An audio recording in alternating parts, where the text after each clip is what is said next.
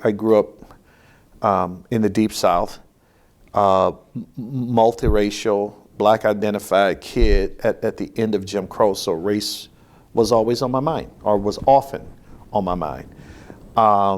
And so again, fascination with the objects, but also fascinated with race and racism and freaking living in Alabama and living under George Wallace and all that stuff, and living in, going to all black schools and all black churches, and then living in a town where you had a main street and then on the other side was a different world, right?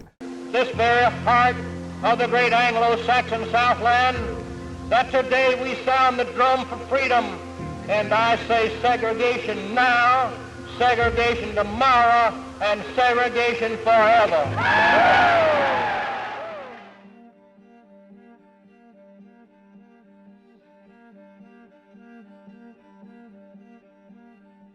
When I was, 10, 11, a relative took me to this hybrid carnival resort flea market type thing. I ran across a dealer who had these objects on their table they were selling.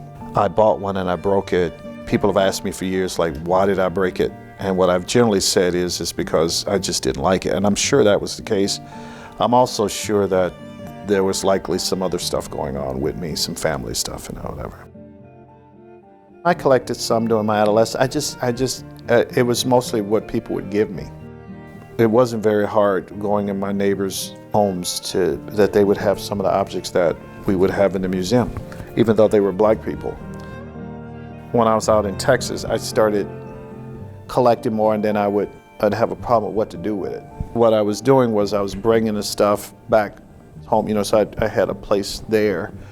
But otherwise, I didn't have any place to keep. And so the other thing out of that was my pieces were almost all small or paper in those days. When I went to Columbus, I think that's when I really started like really going to antique malls and traveling. And even though I couldn't afford a lot of stuff, I started learning a lot. I would see certain things out there, and it became a part of my life too. The whole hunt. And just the kind of bewilderment and astonishment of just traveling and seeing all this stuff, because that was a less politically correct time in this country's past, right? So you could put pretty much anything you wanted out on your table in the 80s. I think most people that I knew, just even from the very beginning, just thought it was weird. They just didn't get it. I mean, I don't think people really started kind of understanding until I got to graduate school.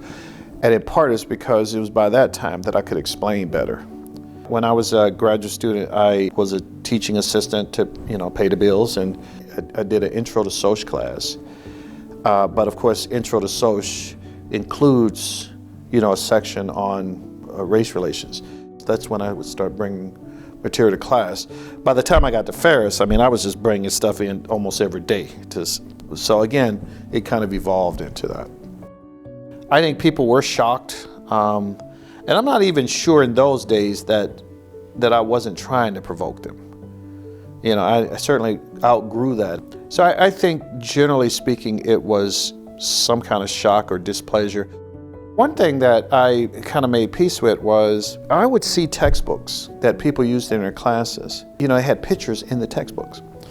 And the pictures were sometimes the objects that I had. So the only difference was, instead of showing the picture of the object, I showed the object, which was obviously much more powerful, but also apparently more threatening in a way. I know I didn't think I had a collection until many years later, because I remember when that happened. And that was, I was probably in my 30s, and I bought someone's collection. And it wasn't even a huge collection, but it was like 50 pieces or something. And I remember thinking that day, now I have their collection, now I have a collection. Having a collection wasn't in my mind at first.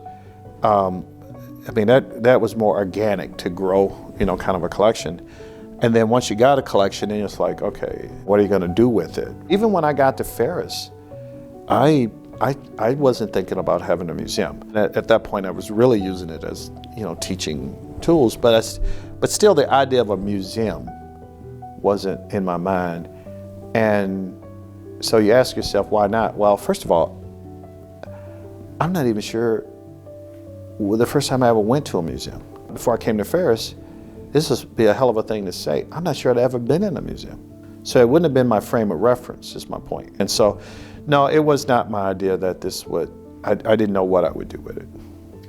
I used to say my idea was to create a room that changed the way people thought about race or talked about race or lived race.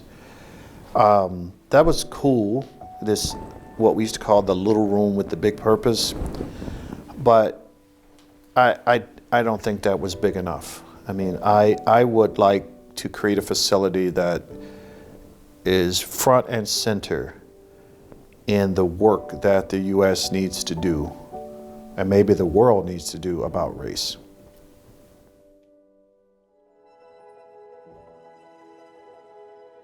I had a calling to try to make this world better. As trite and corny as that sounds, I had a passion to make the world better. I didn't know this would be the way to do it. Didn't know I would create a museum.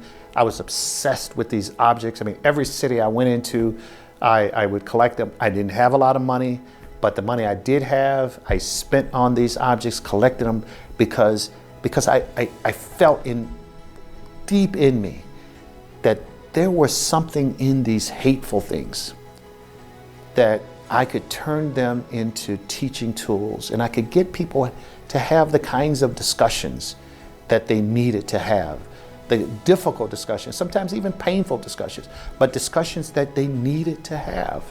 And so, life is weird. I mean, you don't know the trajectory. And sometimes even when you figure out the trajectory, you don't know where it's going to end.